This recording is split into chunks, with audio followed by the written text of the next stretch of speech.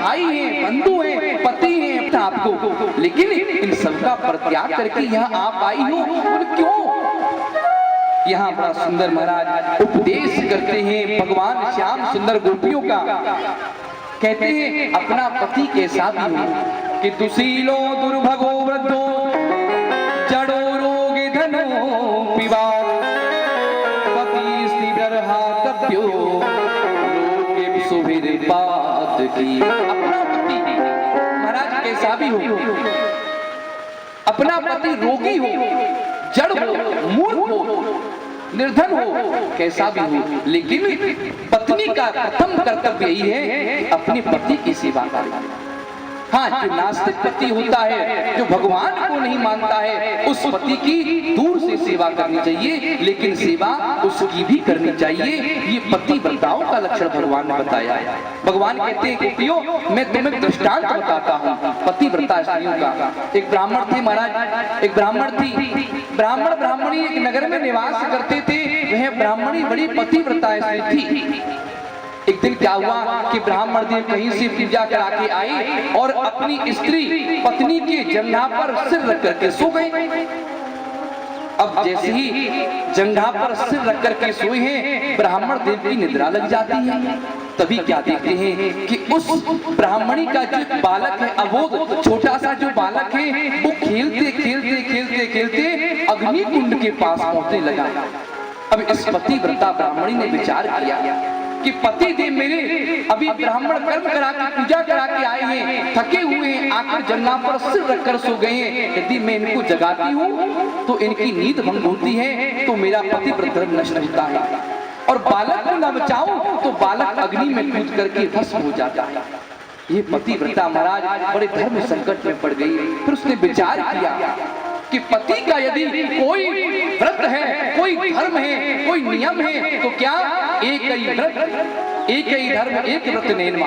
महाराज पत्नी के लिए एक ही व्रत, एक ही धर्म, एक ही नियम है, क्या कि मनसा वाचा कर्मणा अपने पति की सेवा करनी चाहिए। यहाँ पति की सेवा करती है, लेकिन क्या देखती है कि वो बालक खेलता खेलता उस अग्नि कुंड में गिर गया। महाराज पतिव्रता इसने सोचा कि ये तो बड़ा अनर्थ हो गया, लेकिन जैसे ही उन पति देव की निद्रा खुली, जाकर के सबसे पहले उस बालक को देखा तो वह बालक उस अग्नि में महाराज खेल रहा था। क्यों? उस अग्नि ने विचार किया कि यदि मैं इस बालक को जलाकर भस्म कर देती हूँ तो ये पतिव्रता स्त्री है, मुझे श्राप दे देगी। तो वो अग्नि कैसे हो गई? जैसे चंदन की गाड़ी की इतनी शीतल, इतनी ठंडी हो गई महाराज। वो बालक उस अग्नि में खेल रहा था। भगवान कहते हैं गोपियों, ये पतिव्रता स्त्रियों का लक्षण होता है। गोपियां प्रसन्न हो गई। गोपियां कहती हैं आपने बड़ा सुंदर उपदेश किया, पर भगवान हम भी आपको उपदेश बताती हैं, हम भी छोटा सा दृष्टांत बताती हैं, ध्यान पूर्वक सुनना। बोले क्या? बोले महाराज एक ब्राह्मण ब्राह्मणी थे। ब्राह्मणी इतनी पतिव्रता थी कि जब तक अपने पति का मुख ना देख लेवे तब तक भोजन तो क्या महाराज जल भी ग्रहण नहीं करती थी। बोले अच्छा। एक दिन क्या हुआ महाराज, वह पति देव परदेश गए धन कमाने के लिए। पत्नी ने कहा कि महाराज मैं तो बिना आपको देखे जल भी ग्रहण नहीं करती, आप परदेश चले जाएंगे धन कमाने, मैं कैसे रहूंगी? ब्राह्मण देव ने कहा कि चिंता ना करो, मैं अपनी जैसी माटी की प्रतिमा बनवा के तुमको दे जाता हूँ, तुम सदैव उसकी पूजा करना। तो ठीक महाराज ब्राह्मण देव ने अपनी जैसी एक सुंदर माटी की प्रतिमा बनवाई, उस प्रतिमा को बनाकर दी गई। वह ब्राह्मणी दरवाजा बंद करके अपने घर में उस माटी के पति की सेवा करने लगी। सेवा करते करते वर्षों बीत गए। जब वह ब्राह्मण देव धन कमा करके अपने नगर के लिए आए, वह पत्नी दरवाजा बंद करके अपने माटी के पति की सेवा कर रही थी। पति आकर कहते हैं देवी खोलो, मैं तुम्हारा पति, दरवाजा खोलो। अब यहाँ पतिव्रता स्त्री बड़ी धर्म संकट में पड़ गई। बोले हे भगवान मैं क्या करूं? यदि मैं अपने इन माटी के जो पति हैं इनकी सेवा को छोड़ूं तो मेरा पतिव्रत धर्म नष्ट हो, और जाकर के बाहर दरवाजा ना खोलूं उन पति के लिए तो मेरा पतिव्रत धर्म नष्ट हो जाए। आखिर करना क्या चाहिए? बोले कन्हैया तुम ही बताओ क्या करें? भगवान बोले इसमें कौन से पूछने की बात है? सखियों हे गोपियों, जब उसका सच्चा पति आ ही गया है तो उस झूठे माटी के पति की सेवा क्यों करे, उसको जाकर के दरवाजा खोले, उसकी पूजा करनी चाहिए। गोपियां हंसने लगी, बोले महाराज धन्य है, आपका ही मुख है और आपका ही नाम। बोले कैसे? बोले जब तक आप हमको सच्चे पति नहीं मिले, हम संसारी झूठे पतियों की सेवा करती रही, लेकिन आज हमें आप सच्चे पति मिल गए हो तो संसारी झूठे पतियों की सेवा क्यों करें। इस प्रकार से महाराज यहाँ पर गोपियों ने बड़ी सुंदर यहाँ कहते हैं कि महाराज हमको सच्चे पति मिल गए हैं, अब तो हम कहीं नहीं जाएंगी, केवल आपके समीप रहेंगी और आपके श्री चरणों में सेवा करेंगी। भगवान ने विचार किया कि मेरे बिना और किसी को जानती नहीं है। तब यहाँ पर महाराज दिव्य महाराज किया है, भगवान श्याम सुंदर ने श्री किशोरी जी आई हैं और प्रिया जी के साथ में मिलकर के अनंत कोट ब्रजगोपियों के साथ महाराज किया, लेकिन यहाँ ब्रजगोपियों को अभिमान हो गया। भगवान कहते गोपियों को तुम्हें प्यास लगी हो तो पानी पिला दूं, गर्मी लगी हो तो हवा कर दूं, भूख लगी तो भोजन करा दूं महाराज। लेकिन यहाँ गोपियों को जैसे अभिमान हुआ है, भगवान ने कहा कि जहाँ अभिमान वहाँ मेरा।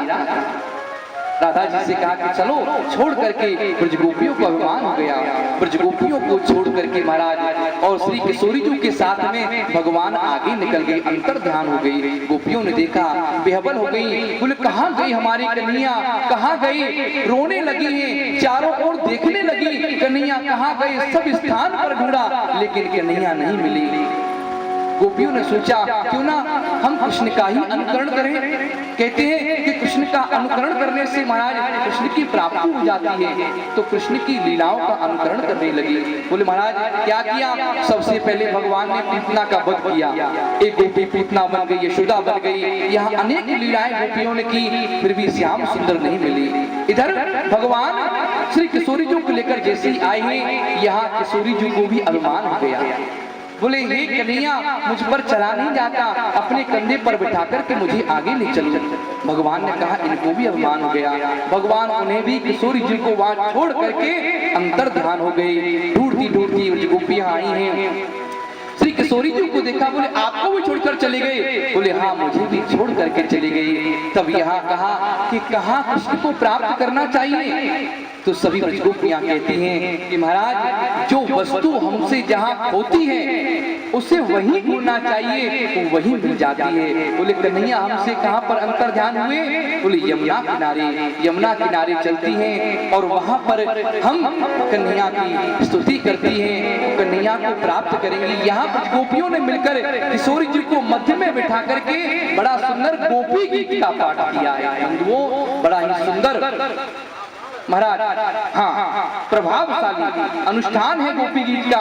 बताते हैं जो जीव निरंतर गोपी गीत का पाठ करता है उसे एक न एक दिन भगवान का दर्शन अवश्य होता है। ये गोपी गीत का प्रभाव है। आइए हम और आप सभी मिलकर के, क्योंकि ये भी एक अनुष्ठान चल रहा है, हम सब लोग मिलकर के यहाँ गोपी गीत का पाठ करेंगे। जन्मना प्रज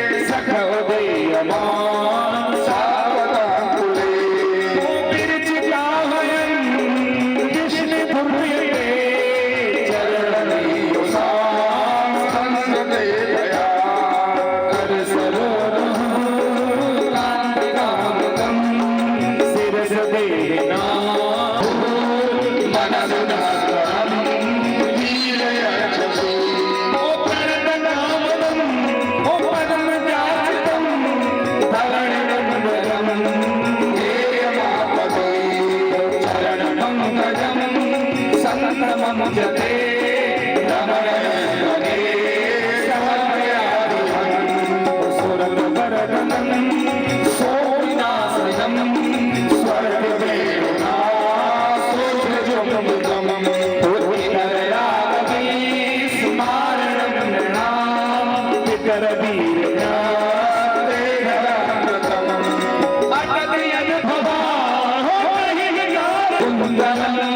श्रीमुखम चते जगदीशनाम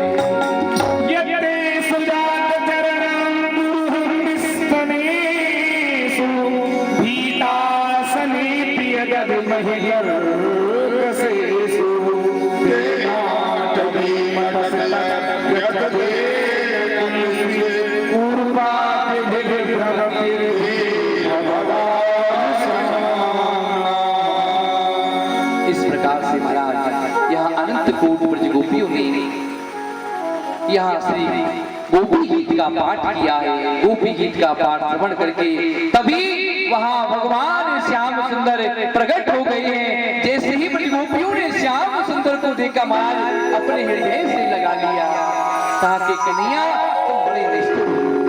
यहाँ भगवान कहते गोपियों मैं तुम्हारा अपराधी हूँ, पर कोई बात नहीं, चलो अब महाराज में विलंब नहीं करना है। सभी मिलकर के महाराज करते हैं। कैसे? वे गोपी बिच बिच माधव। महाराज दो दो गोपियों के बीच में एक कन्हैया है। हाँ, अनंत कोटि ब्रज गोपियों के साथ में प्रभु ने महाराज किया है। लेकिन यहाँ भगवान शिव ने देखा कि मेरे प्रभु दिव्य महाराज लीला कर रहे हैं और जहाँ महाराज हो वहाँ भगवान शिव न पहुँचे, ऐसा कभी हो सकता है क्या? कभी नहीं महाराज। लेकिन गोपियों ने रोक दिया, बोले ऐसे नहीं तो कैसे? बोले पहले स्त्री बनना पड़ेगा, गोपी बनना पड़ेगा। महाराज के दर्शन करने हैं तो गोपी भाव धारण करना पड़ेगा। यहाँ भगवान वृंदावन में आए हैं गोपी रूप धारण करके और यहाँ दिव्य महाराज लीला के दर्शन किए। अरे हो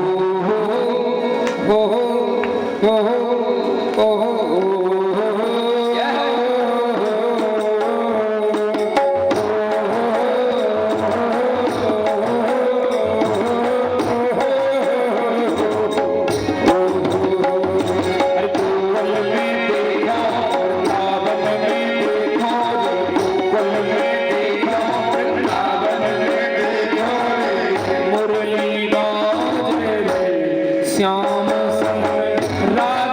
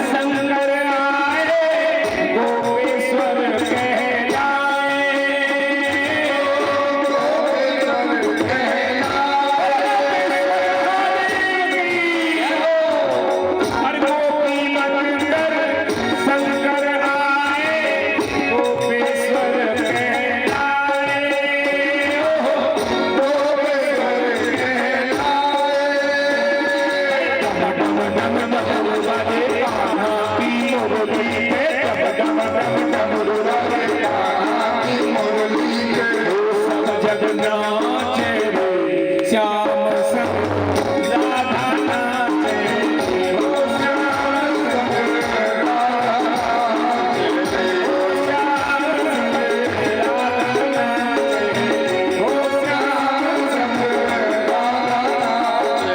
एक बार भाव से दोनों हाथ उठाएंगे सभी वो लोग बोलेंगे क्या? हो रास रचो है, हो रास रचो है, हो यमुना किनारे का रास रचो है, रास रचो है, रास रचो है, यमुना किनारे महाराज रचो है, हो रास रचो है, रास रचो है, यमुना किनारे महाराज रचो है, रास रचो है, रास रचो है, यमुना किनारे महाराज रचो है, हो रास यमुना किनारे महाराज रचो है, हो रास रचो है, रास रचो है, यमुना किनारे महाराज रचो है, हो रास रचो, रास रचो, रास रचो है, यमुना किनारे महाराज रचो है, रास रचो, रास रचो, रास रचो है, यमुना किनारे महाराज रचो है। अरे गोकुल में देखो, वृंदावन में देखो, मुरली बाजे रे श्याम संग राधा नाचे रे। बोलो रास बिहारी सरकार की जय हो श्री राम। बड़ा ही सुंदर ब्रजगोपियों के साथ में महाराज दिव्य महाराज किया है। बंधुओं, आज आपका ये चरिहाई गांव भी सीधा वृंदावन बन गया। देखो कितना सुंदर दिव्य महाराज, और ये स्थल तो महाराज बड़ा ही पूजनीय स्थल हो गया। क्यों? दिन में आप यहाँ भगवान की कथा सुनते हैं और साक्षात्कार में स्वयं श्री रास बिहारी जी के सायंकालीन में दर्शन करते हैं। यहाँ महाराज दिव्य महाराज का समापन हुआ है। इसके पश्चात यहाँ ब्रजगोपियों ने कन्हैया को देख करके युगल गीत गाया है। बंधुओं, कई गीत हैं श्रीमद् भागवत जी में, कई गीतों का उल्लेख आता है महाराज। वेणु गीत, युगल गीत, गोपी गीत और भ्रमर गीत और महिषी गीत, इस प्रकार से यहाँ गोपी गीत का विश्राम भगवान श्री श्याम सुंदर ने गोपियों के साथ महाराज किया। उसके बाद अरिष्टासुर का वध किया है। लेकिन इस बात को बाबा से मत कहना, मैया से मत कहना, क्योंकि वो मुझसे इतना प्रेम करते हैं महाराज, मुझे आने नहीं देंगे। यहाँ आज अक्रूर जी आए हैं, आकर के नंद बाबा से, यशोदा मैया से कहा है कि देखो भाभी हिमानत करना चाहते। बोले कैसे? बोले कैसे?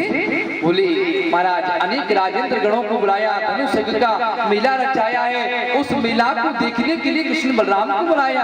कृष्ण बलराम कहते बाबा हम अवश्य जाएंगे मथुरा, वहाँ मेला देख करके आएंगे। बच्चों का मन होता है ना, जब मेला लगता है तो बच्चे हट पड़ जाते हैं कि हम मेला देखने जाएंगे। आज यहाँ भगवान की हट पड़ गई, लेकिन माँ यशोदा आज रो रो करके बेहबल हो गई है। कहती है कि जो दुष्ट कंस हमेशा जिसके हृदय में मेरे बालक कांटे की बात चुभती रहती है, क्या वो वहाँ मेरे कृष्ण बलराम को बुलाकर सम्मानित करेगा? नहीं कर सकता। मुझे भरोसा नहीं है, डर लगता है कि अक्रूर क्यों तुम इतने क्रूर हो गए हो जो मेरे बालकों को मुझसे दूर कराने के लिए मथुरा लेकर के जा रहे हो। महाराज बहुत प्रकार से यहाँ कन्हैया ने समझाया है कि भैया तू चिंता मत कर, हम परसों आ जाएंगे मेला देख करके। माँ यशोदा रोती है, कहती है बेटा क्यों छोड़ करके जा रहे हो तुम मुझे?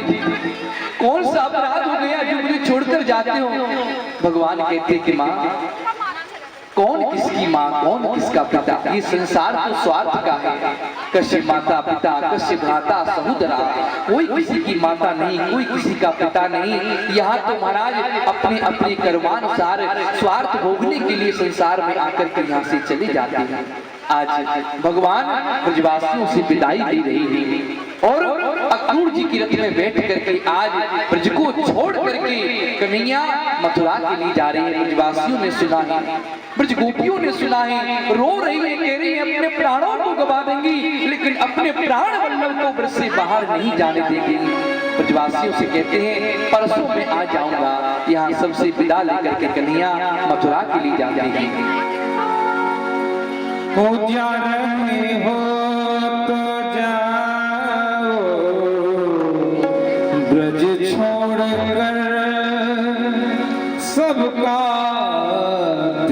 तोड़ कर प्रेम ब्रज सा कन्हैया नहीं पाओगे, नहीं पाओगे। जा रहे हो जाओ ब्रज छोड़कर सबका दिल तोड़, ब्रज छोड़कर सबका दिल तोड़कर प्रेम ब्रज सा माखन का जैसा ब्रज में मिला हो आना, ब्रज में मिला हो स्वाद माखन का जैसा ब्रज में मिला हो आना, ब्रज में मिला हो ऐसा माखन कन्हैया नहीं पाओगे, नहीं पाओगे। जा रहे हो जाओ ब्रज छोड़कर तो सबका दिल तोड़कर प्रेम ब्रज सा कन्हैया नहीं पाओगे, नहीं पाओगे।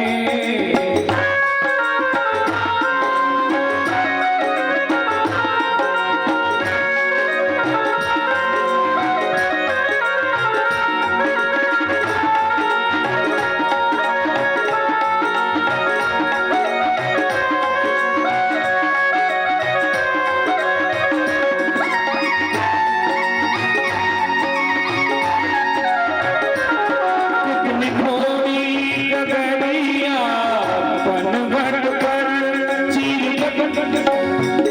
हो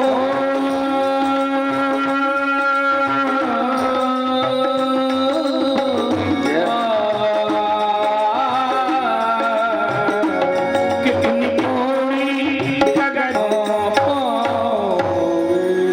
इस प्रकार से महाराज यहाँ पर ब्रजवासियों को, गोपियों को, सभी को रोता बिलखता छोड़ कर कन्हैया आज मथुरा के लिए चली गई।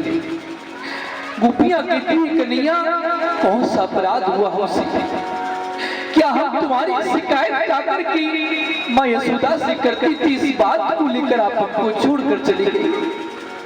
ब्रजवासी कहते हैं कि भैया कन्हैया क्या हम तुम्हें जो खेल खेल में डांट दिया करते थे उस बात को लेकर आप हमें छोड़कर जा रही हैं। भैया यशोदा कहती लाला रे क्या मैंने तुझे उखल के कारण थोड़े से माखन के लिए उखल से बांध दिया कि इस बात पर रुष्ट होकर तुम मथुरा जा रहे हो। यहाँ सभी ब्रजवासी, सभी बंधुओं यहाँ तक कहते हैं कि ब्रज के ब्रजवासी गोपी गोप ग्वाल पशु पक्षी भी रो रहे हैं। आज कन्हैया सबको छोड़ करके रथ में बैठ करके मथुरा के लिए प्रस्थान कर गए। इधर बीच में मार्ग में यमुना पड़ती है। अक्रूर जी कहते बेटा मथुरा में प्रवेश करने से पहले तुम दोनों भाई जलपान कर लो, तब तक मैं स्नान करके संध्या वंदन कर लेता हूँ। इधर अक्रूर जी ने क्या देखी कि वहां तो कृष्ण बालभोग कर रही है, जलपान कर रहे हैं, लेकिन उधर जैसे ही यमुना में गोता लगाया तो दूसरे प्रतिबिंब दिखाई दिए। कृष्ण बलराम यमुना में भी दिखाई दे रहे हैं। यमुना से बाहर निकल कर देखा तो कृष्ण बलराम, भीतर देखा तो कृष्ण बलराम। बोले समझ नहीं पाई महाराज ये क्या लीला है। भगवान कहते हैं कि अक्रूर जी मैं कभी अपने ब्रजवासियों को छोड़कर के तो जाता ही नहीं, सदैव अपने ब्रजवासियों के हृदय में रहता हूँ। क्यों कि मैंने प्रण किया था कि ब्रजवासी वल्लभ सदा मेरी जीवन प्राण, इन्हें ना नेक विसार हो मोहि नंद बाबा की आन। मैं बाबा की सौगंध खाकर कहता हूँ कि मैं कभी ब्रजवासियों से अलग, जो कंस को नित्य चंदन लगा करके आया करती है, लेकिन आज भगवान को देखा, भगवान को देख करके यहाँ अपना चंदन अर्पण कर दिया है। कृष्ण बलराम ब्रजवासियों के मस्तक पर चंदन लगाया। भगवान ने कहा कि भैया बलराम हमने किसी को भक्ति दी, किसी को मुक्ति दी, लेकिन ये टेढ़ी है, कुरूप है, इसे क्या दें। देखो यहाँ भगवान ने इस कुब्जा को क्या कहकर संबोधित किया है। बोले हे सुंदरी, हे मोहनी आप हमारे तिलक लगाओ। देखो यदि कोई इंसान कुरूप हो महाराज और यदि उसे कोई सुंदर कह दे कितना अच्छा लगता है उसे। या भगवान ने सुंदर कह करके बोले क्या देना चाहिए? बलराम जी कहते टेढ़ी है सीधी कर दो, कुरूप है सुंदर बना दो। या भगवान ने कृपा की है इसके ऊपर और इसको सुंदर बना दिया है महाराज। इतनी सुंदर बन गई कि मथुरा वासी देखते रह गए। पटका पकड़ लिया कि चलो मेरे घर चलना होगा, लेकिन नहीं, जब तक कंस का वध नहीं करेंगे हम घर नहीं जाएंगे। भगवान जैसे ही आगे चले हैं महाराज, तो यहाँ कंस ने अपने प्रमुख योद्धाओं से कहा कि जैसे कृष्ण बलराम आवे उनको समाप्त कर दिया जाए। प्रथम द्वार पर यहाँ कुबलिया पीढ़ हाथी को उड़ा दिया कि जैसे ही कन्हैया आवे और हाथी के पैर के नीचे कुचलवा के समाप्त करवा दो। जैसे ही आए हैं हाथी ने प्रहार किया है कृष्ण बलराम पर। बलराम जी ने सूंड को पकड़ा है महाराज, घुमा करके मार्ग में हाथी का वध कर दिया। दोनों भाइयों ने उस हाथी के दांत को खड़ा है, दोनों भाइयों ने अपने कांधे पर एक एक दांत को रख करके आगे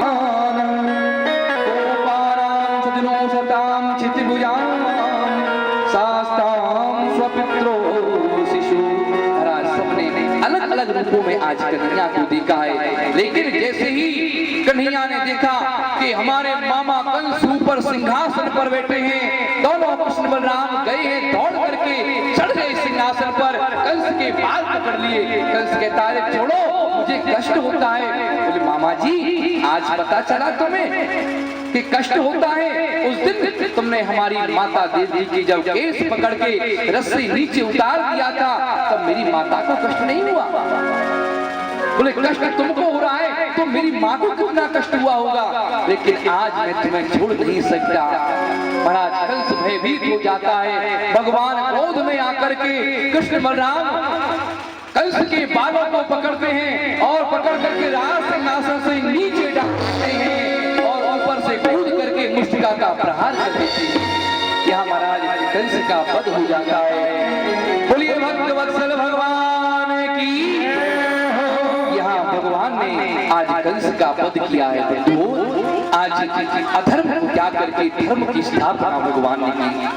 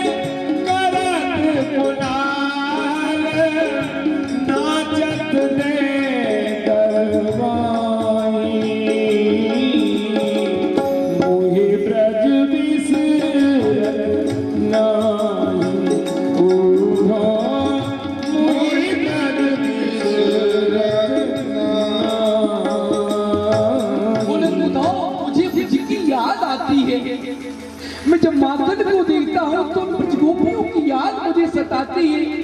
वो ब्रजगोपी जो साधु शिरोमणि केवल परमात्मा से आंचल पसार के ये कहती थी कब हमारे भाग्य हो जो कन्हैया हमारे हाथों से माखन खावे। उधो मैं चाहता हूँ कि तुम ब्रज चली जाओ और ब्रजवासियों को मेरा संदेश तो सुनाओ, कैसे है मेरे ब्रजवासी। उद्धव कहता है कि कन्हैया तुम उन ग्वारियाओं में उन गोपालों में गमारों में मुझे भेजते हो। मैं बृहस्पति का महाराज शिष्य हूँ, परम विद्वान हूँ, आप विद्वानों की सभा में भेजो मुझे, जो वहां जाकर के आपका भी नाम रोशन करके आऊं, गौरवान्वित करके आऊं। कहा आप उन ग्वारियाओं में गोपालों में भेज रहे हो। भगवान समझ गए उद्धव विद्वान तो है लेकिन प्रेमी नहीं। यदि विद्वता में महाराज प्रेम के बिंदु लग जाए तो सोने में सुगंध हो जाती है। भगवान ने कहा कि इस उद्धव को प्रेमी बनाना चाहिए। बोले एक बार जाओ तो सही, मेरी आज्ञा मानकर संदेशा लेकर जाओ।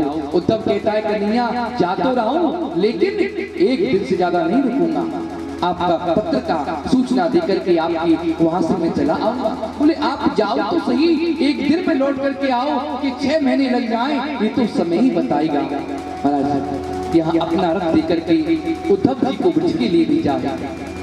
यहाँ उद्धव जी जैसे ही ब्रज के लिए चलने लगे महाराज, दिव्य की भूमि, ब्रज की भूमि में जैसे पदार्पण किया है, वह ब्रज की भूमि इतनी दिव्य महाराज कि यहाँ उद्धव को प्रेम का पाठ पढ़ाने लगे। बिंदु जी महाराज अपनी कविता में कहते हैं कि चले मथुरा से जब उद्धव तो वृंदावन निकट आया, वहीं से प्रेम ने अपना अनोखा रंग दिखलाया। उलझ कर वस्त्र में कांटे लगे उद्धव को समझाने, तुम्हारा प्रेम पर्दा फाड़ दे हम प्रेम दीवाने। बोले हम प्रेम।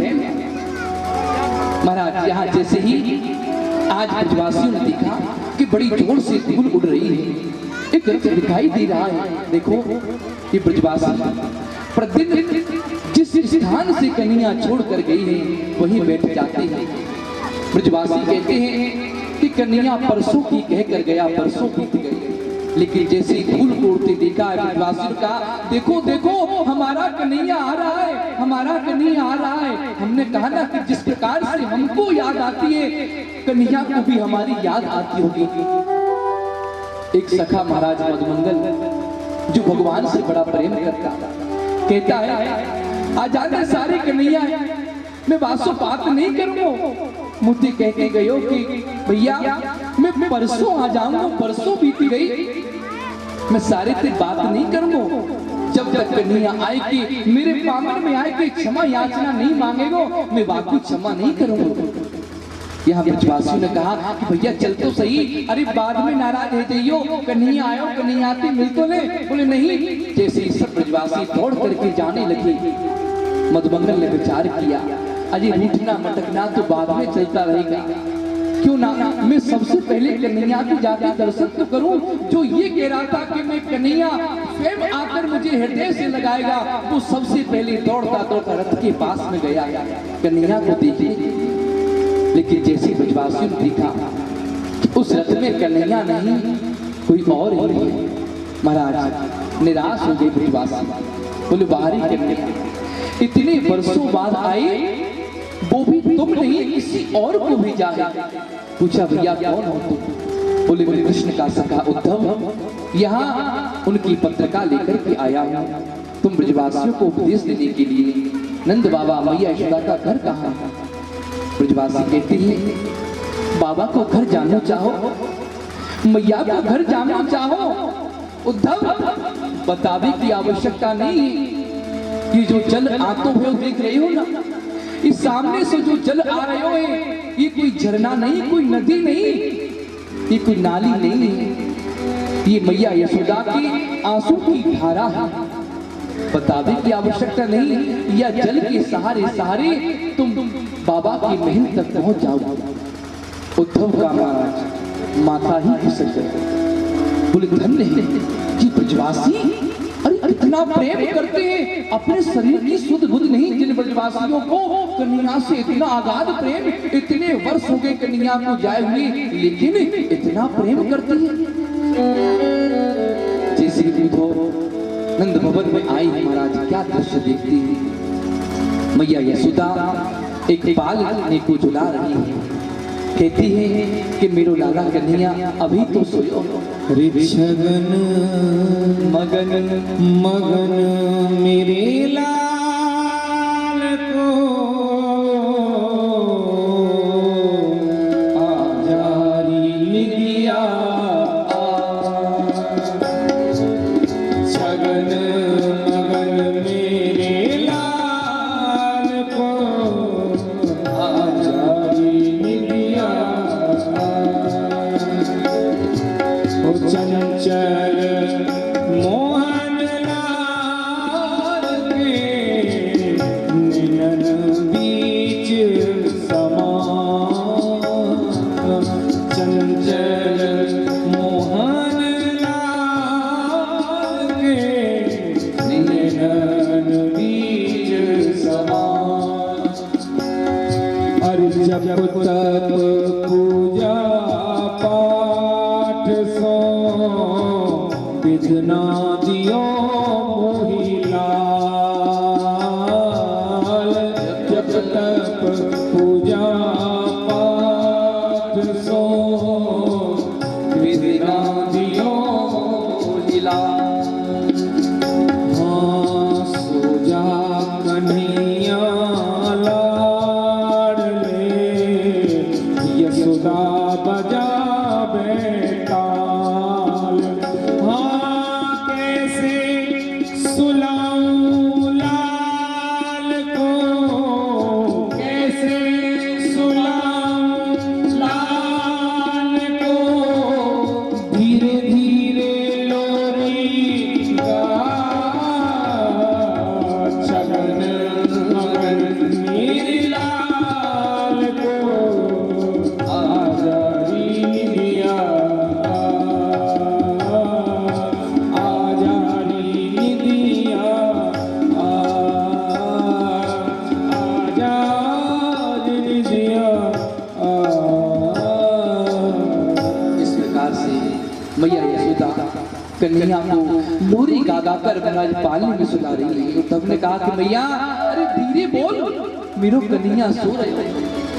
विचित्र दशा को देखा उद्धव ने कि यशोदा मैया की इतनी विचित्र दशा, आंखों से आंसू बहाती है, मुख से केवल कन्हैया कन्हैया का स्मरण करती है।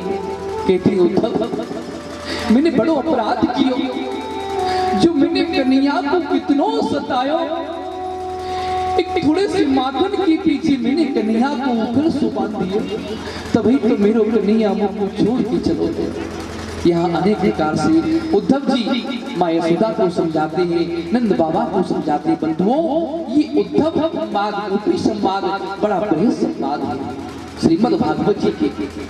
ये उद्धव रूपी संवाद महाराज इतना अद्वितीय संवाद है, ज्ञानियों का संवाद है। लेकिन जब ये ज्ञानी प्रेम के पास आ जाता है तो इस ज्ञानी का भी ज्ञान प्रेम के आगे महाराज बढ़ जाता है। अनंत ब्रजगोपियों को देखा, किशोरी जी ब्रजगोपियां अश्रु प्रवाह कर रही हैं, केवल कृष्ण कृष्ण कृष्ण कृष्ण कृष्ण का ही चिंतन करती हैं, कृष्ण का ही गुणानुवाद गाती हैं। यहाँ पर उद्धव जी आकर कहते हैं कि सुनो मैं तुम्हें उपदेश करता हूँ। कृष्ण कोई साधारण नहीं है, ब्रह्म है, और तुम जिस ब्रह्म को साधारण मानव समझती हो नहीं हो सकता है। वे ब्रह्म जिसके कभी हाथ नहीं होते, पैर नहीं होते, मुख नहीं होता, बिन पग चले सुनई बिन काना, कर बिन कर्म करे बिन नाना। इसके महाराज जिभ्या नहीं है लेकिन सभी स्वाद को चखता है, पैर नहीं है, भक्तों की रक्षा के लिए दौड़े चले जाते हैं, हाथ नहीं है परंतु भक्तों की रक्षा के लिए हाथ में सुदर्शन चक्र भी रहता है। गोपियां कहती हैं अरे उद्धव तू हमें ज्ञान देने के लिए आया है, तू कहता है उस परमात्मा के हाथ नहीं थे, तो फिर बताओ यदि हाथ नहीं उस कन्हैया के, उस ब्रह्म के, तो फिर उसने अपने कृष्ण का उंगली के नख पर उस पर्वत को क्यों धारण किया, क्यों हमारी रक्षा की? बोले तुम कहते हो उस परमात्मा का मुख नहीं है, तो उसने माखन कैसे खाया? हम ब्रजगोपियों ने जो माखन खिलाया वो माखन कैसे खाया? यह हमारा इस प्रकार से जब ब्रजगोपियों का इतना सुंदर उपदेश सुना है, उद्धव मेरी सुनो, उद्धव मेरी सुनो, उद्धव मेरी सुनो, इस प्रकार से महाराज 6 महीने व्यतीत हो गए और आज उद्धव का जो ज्ञान है प्रेम आंसू में बह गया महाराज। अरे बूढ़ो तू का पहचाने,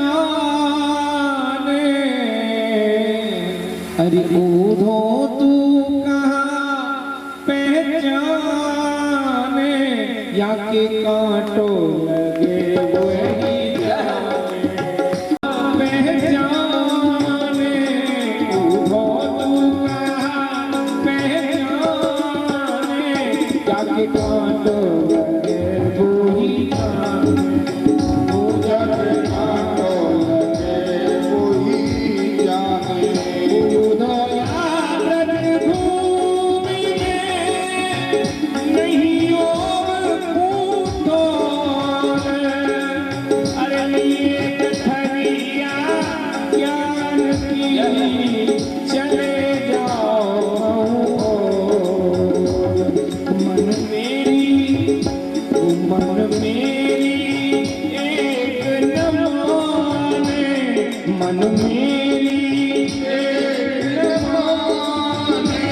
जाके कांटों लगे वही जाने, हो जाके कांटों लगे वही जाने,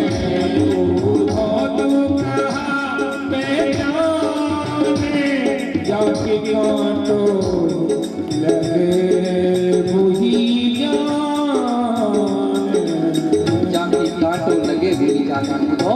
जिसकी वेदना होती है उस वेदना के दर्द को आप केवल वही समझ सकता है। उद्धव जी कहते हैं कि परमात्मा है, अपने मन को उस परमात्मा में लगाओ। गोपियां कहती है उद्धव मन न भये 10-20, एक हथो सो गयो श्याम संग, अब को आराधन ईस। 10-20 मन हो तो लगाया जाए, लेकिन मन तो एक ही है। अब जिस मन में कन्हैया आकर के बैठ गया है, अब किस पर इस मन को अपना कहें कि इस मन पर अपना आक्रमण करो, राज्य करो, नहीं, मन तो एक ही होता है। अब को आराध्य इस प्रकार से ब्रज गोपियों का जब प्रेम देख करके महाराज ऐसी विचित्र दशा हो गई है, गोपियों को नतमस्तक होकर के आज सारा ज्ञान गोपियों के आगे झरझर रह गया।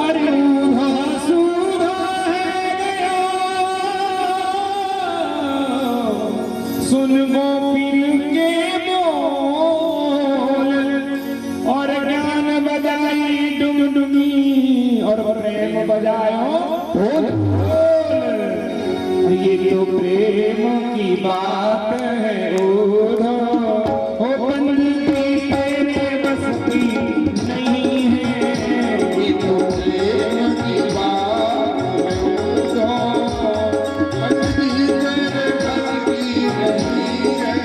वो यहाँ सर्वे के होते हैं सौदे, वो यहाँ सर्वे के होते हैं सौदे, वो आस पीर की सस्ती नहीं है।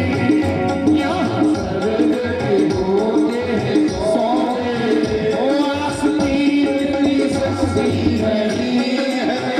ये तो प्रेम की बात हो, प्रेम वालों ने जब वक्त पूछा, उनकी पूजा में सुन ले उद्धव। प्रेम वालों ने जब वक्त उनकी पूजा में सुन ले उद्धव। यहाँ दमदम में हो, यहाँ दमदम में होती है पूजा, हो सर झुकाने की फुर्सत नहीं है। ये तो प्रेम की बात है उद्धव, बस की नहीं है।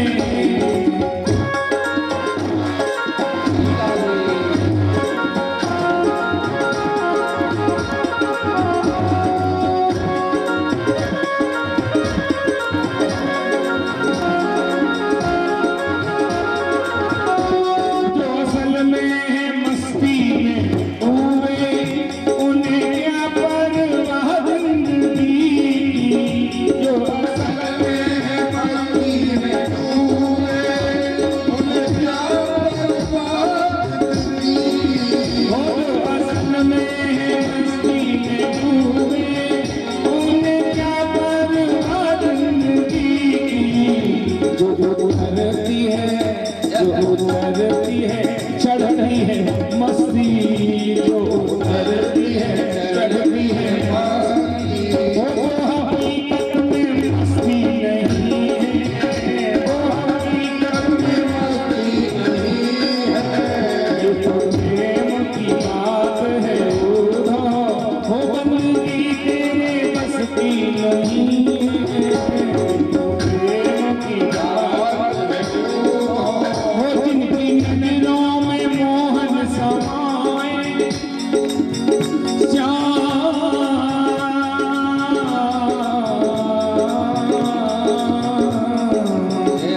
जिनकी नजरों में मोहन समाए, वो तो रहते हैं जग से न्यारे।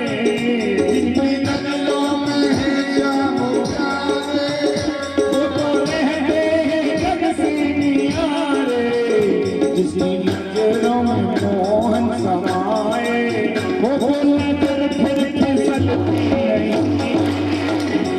नजरों में मोहन समाए, वो नजर फिर फिसलती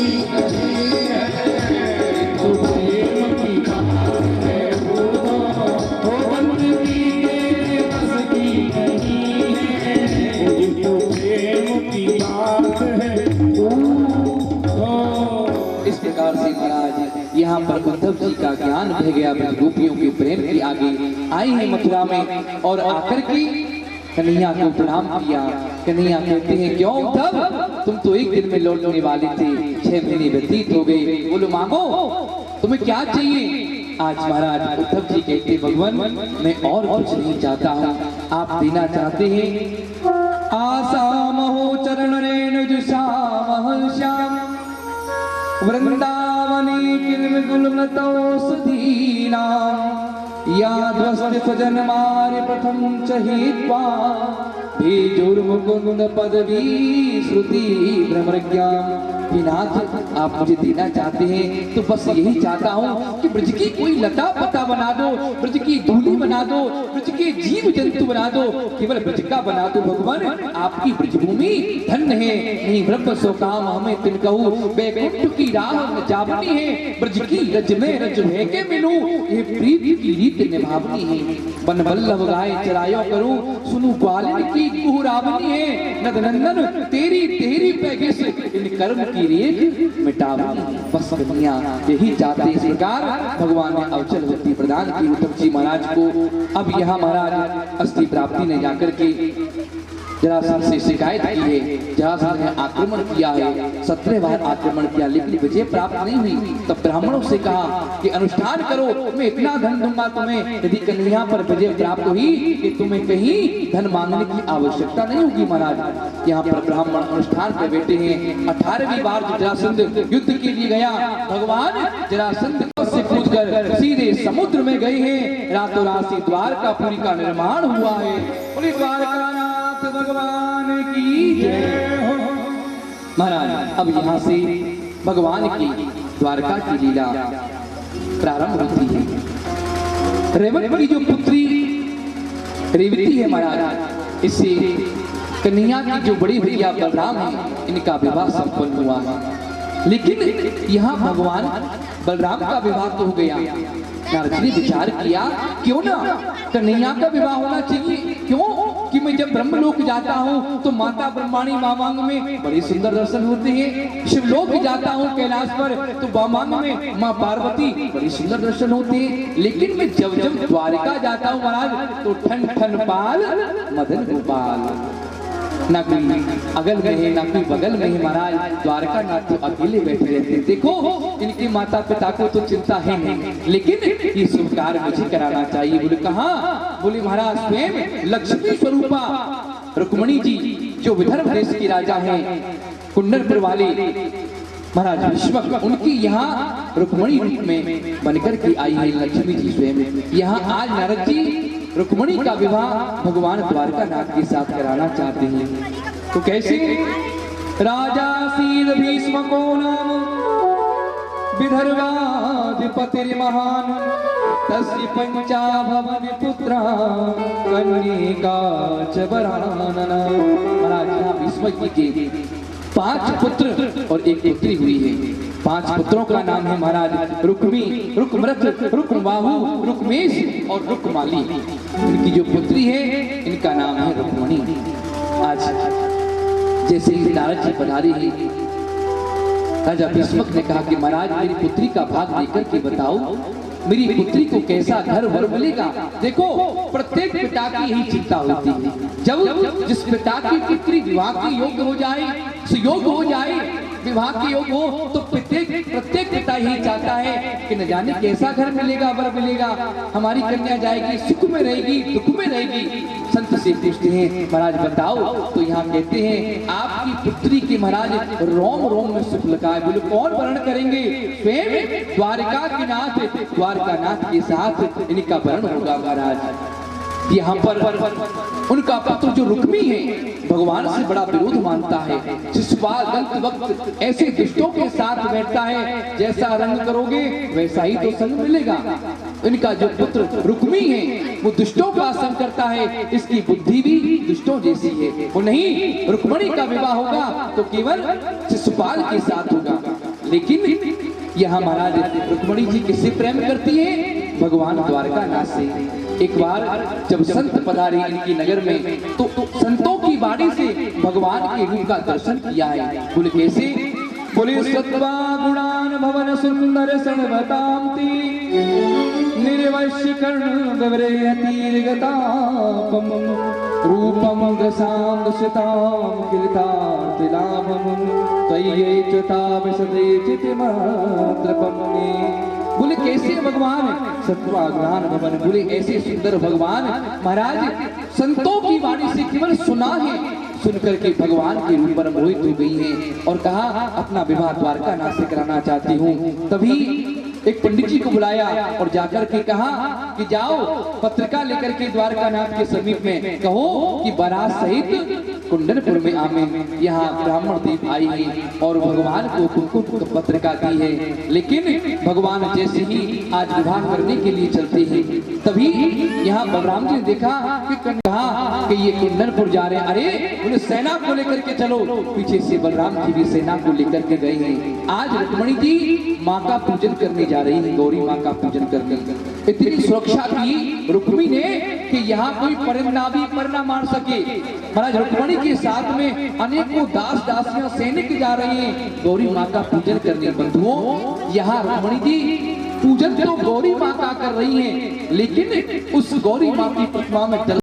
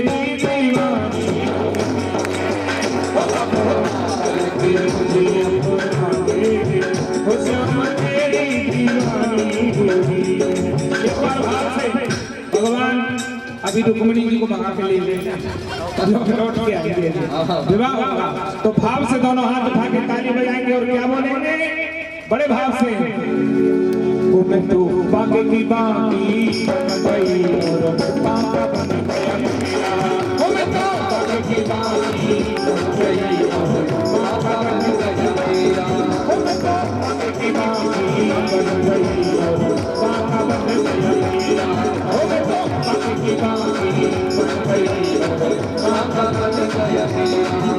रसिया का छलिया का सजना की सैया, रसिया का छलिया का सजना की सैया, रसिया का छलिया का सजना की सैया, रसिया का छलिया की ओ मैं तो बाकी की बाकी बन गई और बाका बन गया, ओ मैं तो बाकी की बाकी बन गई और बाका बन गया, ओ मैं तो बाकी की बाकी बन गई और बाका बन गया मेरा। आओ हमारे मुख्य यजमान परीक्षित जी महाराज। हाँ पहले एक मिनट बैठ जाए, इधर ही खड़े हो जाए। हाँ हमारा है। अब देखो पहले माला का कारीगरी जरूरी है ना, आजकल बिना माला के कुछ होता नहीं।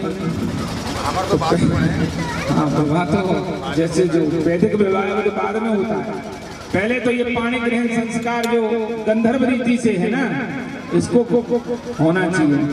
आइए पहले रुक्मणी जी विवाह करेंगे। हाँ पहले माला पहनाएंगे रुक्मणी जी। एक बात बता सुनो, कितनी जल्दी है देखो ब्याह की, सुनो ब्याह की कितनी जल्दी होती है ये उससे पूछना जिसका होने वाला है। हाँ भैया, लेकिन उससे मत पूछ लेना जिसका हो गया, उससे मत पूछ लेना, लेकिन जिसका होने वाला हो उससे जरूर पूछना। तो यहाँ अब रुक्मिणी जी माला पहनाएंगी, सभी लोग ताली बजाएंगे, 1 2 3 पहना। अब कुर्सी पहनाएंगे, जय हो जय हो। ठाकुर जी पहना दो, बोला कन्हैया। एक बार माला को पकड़ लो, एक दूसरे की माला को फोटो आजकल से उधर देखना, उधर सामने देखो, सामने।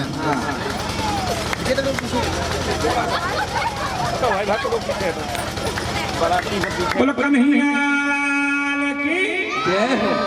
एक मिनट मुस्कुरा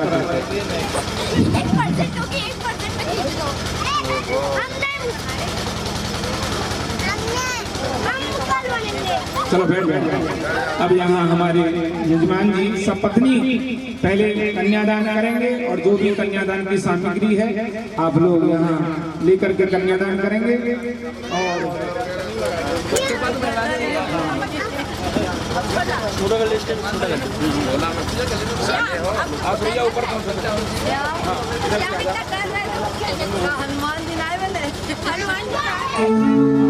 आज विवाह महोत्सव हो रहा है, भगवान दूल्हा बने, हमारे ब्याह जी भी दूल्हा बने। हम नीचे चले दे डाउन करो और डाउन करो और गिफ्ट डाउन करो। चलो ठीक ठीक बस फैलाओ, खाना पड़ेगा ऊपर जरूर उठो। हाँ भाई जी फोटो ले भैया,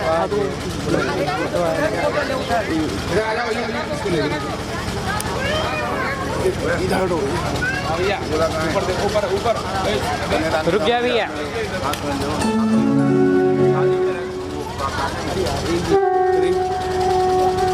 भाई जी में रुक जा, रुक जाइए पहले नीचे में रुक।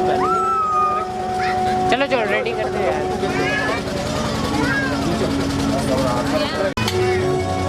अरे आओ मेरी सखियों मुझे मेहंदी लगा दो, मेहंदी लगा दो मुझे ऐसी सजा दो, श्याम सुंदर की दुल्हन बना दो, श्याम सुंदर की दुल्हन बना दो। आओ मेरी सखियों मुझे मेहंदी लगा दो, आओ मेरी सखियों मुझे मेहंदी लगा दो।